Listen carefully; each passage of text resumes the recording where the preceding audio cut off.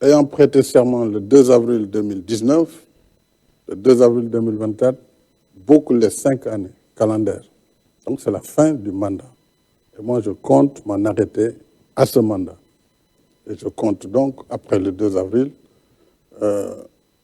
quitter mes fonctions de président de la République. Maintenant, il est clair que le pays ne peut pas rester sans président de la République. Ça, le dialogue qui vient devra certainement trancher ou proposer, si un consensus peut être obtenu sur la suite, c'est souhaitable, je le souhaite. Je souhaite que les acteurs qui doivent se réunir autour de moi pour regarder l'intérêt supérieur de la nation dans ce contexte bien particulier puissent regarder ce qui et comment nous le allons enjamber. Mais ça, j'écouterai ce que le dialogue dira et après le dialogue, certainement, le Conseil constitutionnel pourrait être amené aussi à clarifier. Puisqu'en réalité, n'eût été le débat ambiant, la Constitution a réglé cette question. Mais comme tout le monde n'est pas d'accord là-dessus, sur l'article 36.2, il appartiendra en dernier ressort au Conseil, après toutes les interprétations, de dire voilà ce qui doit être fait et tout le monde devra s'accorder sur cela. Mais en ce qui me concerne, encore une fois, il n'a jamais été question de dépasser le terme de mon mandat constitutionnel, malgré les procès d'intention. Alors, donc, je m'en tiens à cela et je le dis très clairement et très solennellement, le 2 avril, j'ai terminé ma mission à la tête du Sénégal. La suite, on verra comment... Pour ce qui est de la date, on verra avec le dialogue, qu'est-ce que le dialogue proposera. Monsieur le Président, Alassane Samba Diop de Média. Quand est-ce que la date de l'élection présidentielle va se tenir?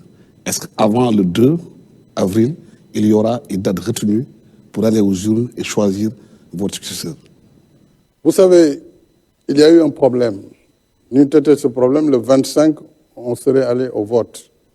Si on avait voté le 25, il est clair qu'avant le 2 avril, tout le processus électoral allait être terminé et donc il n'y aurait eu aucune difficulté à ce que le nouveau président élu à partir du scrutin du 25 février puisse prêter serment le 2 avril. Maintenant, nous ne sommes plus dans ce cas. Le Conseil l'a clairement dit, après avoir annulé la loi et le décret qui était pris sur la base de cette loi. Donc, le Conseil clairement a indiqué aux autorités compétentes, en premier chef le président de la République, que c'est lui qui doit prendre le décret convoquant le collège électoral et fixant le décret fixant la nouvelle date. Mais ce décret ne peut être pris avant que la concertation nationale ne se réunisse. Et j'ai convoqué cette concertation nationale le lundi.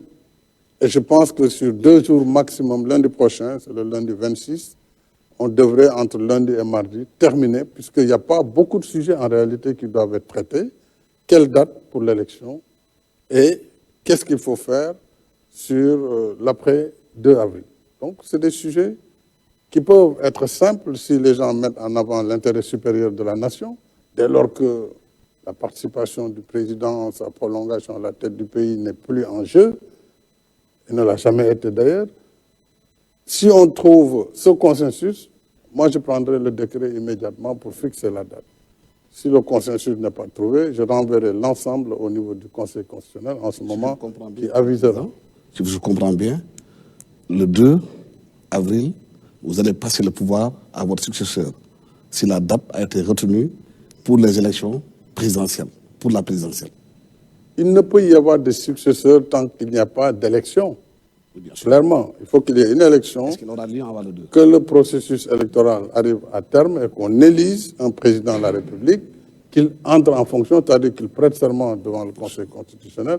En ce moment, il fait la passation. Mais ça, si c'est avant le 2, si on arrive à le faire avec des mécanismes qu'il faut trouver, parce qu'il y a quand même le code électoral, il y a un certain nombre de lois qui définissent des termes, il faut peut-être trouver le mécanisme de passer outre. En ce moment, oui, il serait possible que moi je passe le témoin au président élu, ou en tout cas, si le processus ne finit pas aussi et qu'il y a un second tour, le président élu prendra le témoin du président qui fera cette transition entre le 2 avril et la date de l'élection et l'installation du nouveau président? Parce que la contestation au niveau des... Contestation. Oui, juste une petite question pour préciser. La parole elle est partagée, Monsieur Alassane Samba Diop. Allez-y. Et comme on l'a dit aussi tout à l'heure lorsqu'on préparait l'émission, cette première série de questions est consacrée à la fin du mandat, le 2 avril. Qu'est-ce qui va se passer? Monsieur Yakham, vous avez la parole. Merci Racine Talla. Bonsoir, Monsieur le Président de la République.